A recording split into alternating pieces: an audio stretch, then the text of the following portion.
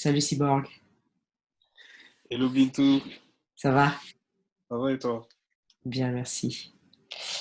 Je voulais palabrer avec toi pour définir le mot crump et la culture que ça peut être. Crump, ça veut dire Kingdom Radically Amplified Mighty Breath, qu'on peut traduire par éloge du puissant royaume. Mais je pense que toi, tu le traduis autrement encore. Ben oui Bintou, moi de mon point de vue, le crème c'est vraiment des prières qui s'élèvent vers les cieux. C'est une danse qui permet de s'exprimer en tout point et d'être en communion avec son corps et sa verticalité. Et je trouve ça super intéressant. Toi, tu parles de danse, moi j'aimerais bien amener ça à une culture. En tout cas, je le vis comme ça, avec déjà des espaces, les labs, les cages, euh, le battle, mais pas que. Il y a aussi tout un état d'esprit qui, euh, qui est autour de ça. Tu peux nous en parler un peu?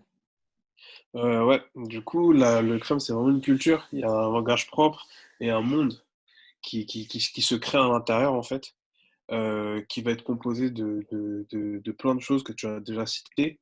Alors, on va avoir le laboratory, entre guillemets, le laboratoire, là où on va travailler ses bases et son crump. Du coup, pour en revenir aux bases, on en a trois, qui sont les bases primordiales du crump. On a du coup le stomp, avec les pieds, qui va nous permettre de rythmer la danse et de pouvoir puiser l'énergie du sol, sachant que le crème, c'est une danse qui vient du sol. Mm, On a le chest pop avec la poitrine, qui va nous permettre de canaliser l'énergie mm, et donner ce groove dans la danse, et qui va ensuite découler sur les arm swings, qui vont nous permettre de s'exprimer avec les bras, et du coup, de pouvoir raconter nos histoires et nos vécus, entre guillemets. Et en fait, tout ça, on va le travailler dans le lab, comme je te l'ai dit précédemment, pour pouvoir, après l'avoir travaillé dans le lab, pouvoir l'exprimer dans la session. Alors, la session, c'est le rassemblement qu'on peut avoir entre crumpers. mm, En fait, c'est un moment convivial où on va s'échanger, on va parler chacun les uns avec les autres grâce à la danse, mm.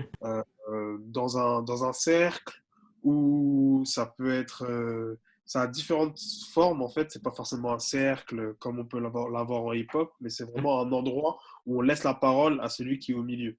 Et à ce moment-là, en fait, on communique tous entre nous, en fait. Et chacun son tour peut venir communiquer. Des fois, il y a deux personnes qui rentrent et ainsi de suite. C'est assez free, en fait. C'est vraiment de l'expression pure. Avec, tu parlais d'une expression libre qui est vachement accompagnée de la hype. Donc, c'est que cette présence en fait du public qui encourage celui qui est au centre, celui qui prend le centre, et c'est une manière d'acquiescer en fait ce qui peut voilà, Exactement. partager en fait. C'est exactement ça. C'est des encouragements, en fait, que l'on va avoir euh, euh, du public, en fait, envers le danseur. C'est une force qu'on va lui donner pour qu'il puisse se dépasser. Et c'est aussi notre manière de pouvoir communiquer avec lui pendant qu'il danse. C'est-à-dire que quand il fait un mouvement qui nous marque ou qui nous touche, on doit l'exprimer par des Hum, cris, par hum, des mouvements ou hum, par... des fois, ça va juste être des attitudes. Et c'est quelque hum, chose qui est très important dans le crème parce que ça nous permet de se donner plein de force et d'énergie. Et ce qui hum, permet de surpasser la session et le danseur, en fait. hum. Et donc là, tu nous as décrit le lab et les sessions. Est-ce qu'on peut parler des cages qui, pour moi, donnent encore plus cette dimension culture à ce que tu fais? Yes, alors les cages, en fait, c'est un sorte de rite initiatique, entre guillemets, qui va nous permettre, en fait, de tester quelqu'un pour savoir, en fait, s'il est apte à rentrer dans une famille ou dans un crew. Alors, Alors, les parce que familles, voilà, nous on dit crew en hip-hop et vous dites fame pour voilà, family, c'est les ça. familles. On a aussi des crews dans le Mm, crump, mais qui ont du coup plutôt la, la, la même dimension que dans le hip-hop, Mm. mais on a aussi ce qu'on appelle les familles. C'est quelque chose de différent et qui est beaucoup plus proche, en Mm. fait. Ça va rassembler des personnes qui vont se mettre sous un bigomie. Le bigomie, c'est le grand frère, en fait. Mhm. C'est lui qui va diriger la famille. Et en dessous le bigomie, on va avoir du coup les lilomis, les petits frères qui vont l'accompagner, en fait. Et ce bigomie, il a la responsabilité de s'occuper des lilomis, de leur apprendre le crump, de leur apprendre du coup l'histoire, de les former en fait à cette danse. Et c'est aussi un rapport de grand frère en général dans la vie. Mm. Donc ça continue à se suivre dans la vie de tous les jours. En fait, c'est un peu comparable à ce qu'on peut retrouver en vogue dans les Mm. house. Ok, super, super. Et donc, je trouve aussi intéressant de partager ce que toi tu en fais du Scrum parce que tu vis de ça, en tout cas, tu arrives à le déplacer de l'underground, du milieu comme ça, du lab et des sessions pour l'amener sur la scène, les scènes. Et j'aimerais bien que tu me dises un peu ce que tu en fais et comment tu le portes sur ces scènes-là et comment tu fais des va-et-vient entre les deux. Alors, pour moi, il était nécessaire en fait. J'avais cette envie de vouloir montrer le crumb différemment que au-delà de tous ces aspects que nous avons dans notre culture. Je voulais vraiment le transporter ailleurs pour pouvoir montrer en fait cette expression, cette danse et ce qui nous fait nous traverser par cette culture et cette danse. Je voulais le montrer au grand public en fait. Et du coup, pour moi, c'était vraiment une nécessité. C'est quelque chose que j'ai toujours voulu faire et que j'ai fait depuis jeune. Mm. Et depuis, j'ai jamais cessé de le faire. C'est vraiment un partage, en fait. C'est vraiment arriver à mélanger les cultures parce que dans la scène et dans le spectacle, on tourne les choses différemment. Du Mm. coup, ça me permet, moi, en tant que danseur, d'exprimer mon crump et ma danse, mais à la fois de prendre des codes d'autres cultures Mm. comme le hip-hop ou les danses contemporaines et d'amener ça avec mon crump pour pouvoir avoir un langage qui est plus universel et mais à la fois qui se rapporte à moi en fait et à mon vécu et à ma culture et à mon histoire. Alors, c'est là où c'était intéressant pour moi de te retrouver en dehors des scènes ou de nos espaces, parce que j'ai effectivement été hyper touchée par le crump, parce que j'ai vu vraiment du commun et, avec la culture hip-hop. Et donc, moi, j'ai découvert ça via le film documentaire de David Lachapelle, Rise.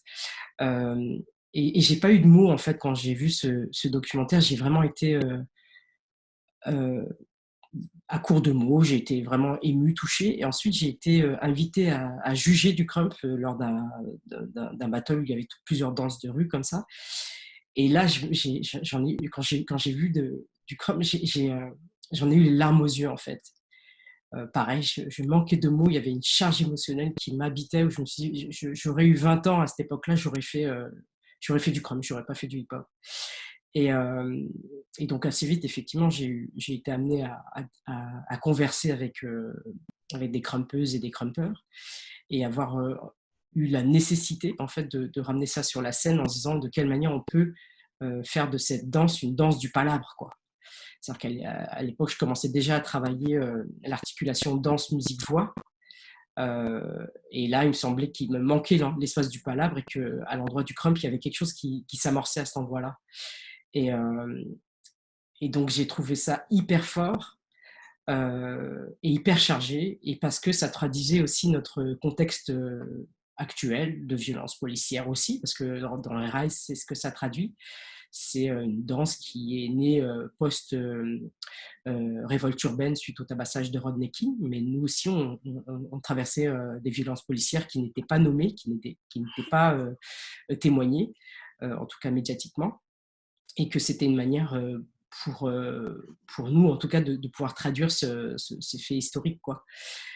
Donc voilà, ça a été assez fluide, mais en même temps important de pouvoir discuter avec toi, Wolf et d'autres, pour, pour qu'effectivement, au mieux, soit traduit l'urgence de cette danse, l'urgence de cette culture, et que son déplacement soit possible et autorisé par ceux qui la pratiquent. Parce que pour le hip-hop, ça a été assez difficile et des fois complexe pour certains de s'autoriser à faire et des battles ou faire des pièces chorégraphiques. Et qu'en tout cas, avec vous, j'avais l'impression que c'était possible d'en parler et d'essayer de garder ce qui était nos fondements, la nécessité d'être dans le geste, dans le sens et le sensible, et qu'en tout cas, on s'est autorisé à le faire, et que l'échange était chargé, quoi. Carrément, carrément, carrément. Je pense que ça a été une très grande expérience pour nous aussi, de pouvoir par-ci par-ça. C'était, c'était bien d'avoir une chorégraphe comme toi qui a su être à nos endroits, en fait, et qui a su écouter et comprendre la culture, qui a eu cette nécessité d'essayer de comprendre le message, la culture et les danseurs, et de les entendre et de les écouter, surtout, avant tout. Et je pense que c'est ça qui a fait qu'il y a eu une telle alchimie, une telle osmose, en fait. Je pense que c'est grâce à cette communication qu'on a eue par la danse et par les mots, en fait. En fait, on a déjà palabré, en fait, Hum, comme tu peux le faire. Et je pense que c'est ça qui a fait la force de tout ce qu'on a pu construire. ok. Bah, je te remercie et puis bah, à très vite, hein. Ok, à très vite.